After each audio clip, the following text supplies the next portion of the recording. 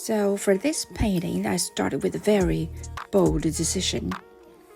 I wanted the background to be this super vibrant blue, like really bright, almost electric. And I knew right away I wanted strong red roses against it. Blue and red together just hit really hard visually.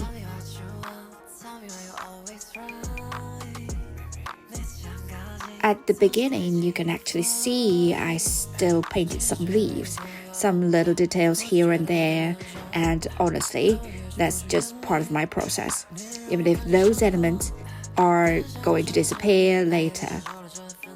I still need to paint them first. It helps me enter the space of the painting. It's kind of like warming up before the real decisions start. So I blocked in that bright blue table first. You might notice there are actually other colors underneath. Those could have been tablecloth patterns or maybe the surface of the table. But I didn't emphasize them. I just placed them there to suggest the environment because sometimes you only need to feel the space. You don't need to fully describe it. Now the red in this painting mostly comes from these two roses.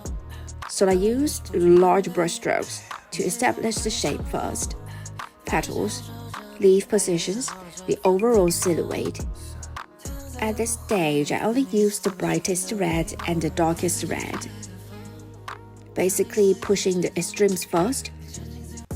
Then later, I introduced transitional colors to build the lighter petals. And something I really enjoy doing here is adding cool colors into the roses. You can see some blues and cooler tones inside the petals. They actually contrast quite strongly with the warm reds. But at the same time, they echo the color of the blue table. So suddenly the whole painting starts talking to itself. That's always a moment I really like, when colors start connecting across the image. Actually, the very first object I painted was the coffee cup, because it was white, and white here acts like a neutral anchor. It's just a simple object, a coffee cup with coffee inside. But visually, it gives the eye somewhere to rest. If you look at the painting overall, most of the elements are actually huge shapes. Large red shapes, large blue shapes, even the white cup is pretty big. So I wanted to introduce something smaller, something fragmented, something delicate. That's why I added these tiny flowers, little pink ones, little purple ones. They create a scale contrast, and suddenly the whole image feels richer. And then the last detail, I added the fallen petal, one inside the coffee cup and another one on the table. It's a very small thing, but it changes the feeling of the whole painting. Because now the scene isn't completely still anymore. You start imagining the moment when the petal fell, and that tiny story adds a little bit of movement to an otherwise quiet image.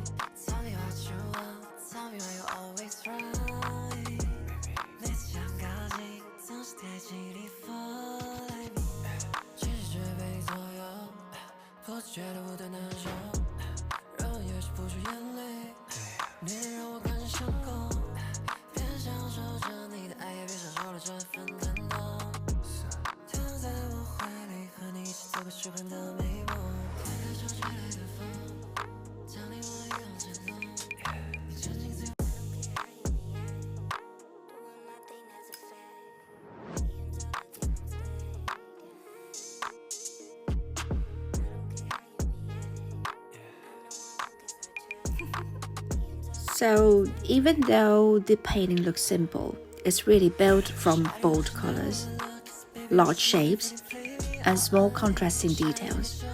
And sometimes that's all you really need.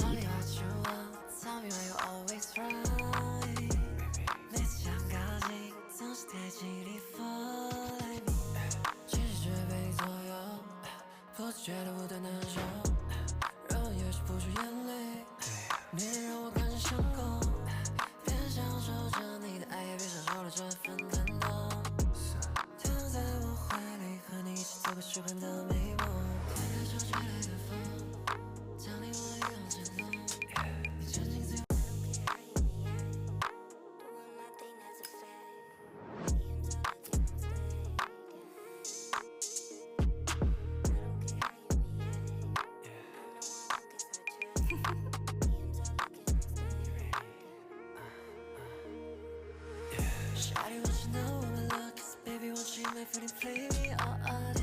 Shawty要给手里面好，暂时我是你的位置，不愿再问你所对。Tell me what you want, tell me why you always right. 每次想靠近，总是贴近你 fall like me.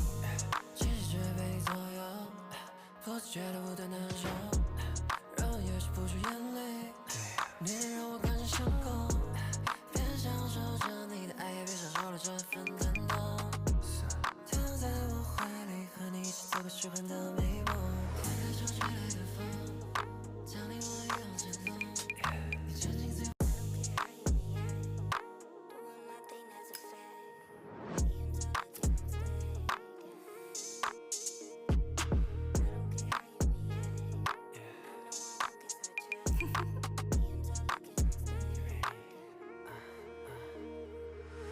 Shawty wants to know what my luck is. Baby wants you my food and play me all day. Shawty要给手里面好，暂时我是你的位置，不愿再问你所对。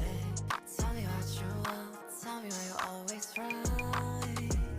每次想靠近。So yeah, sometimes the painting is really just a few bold shapes, a few strong colors, and that's enough. Stay with me.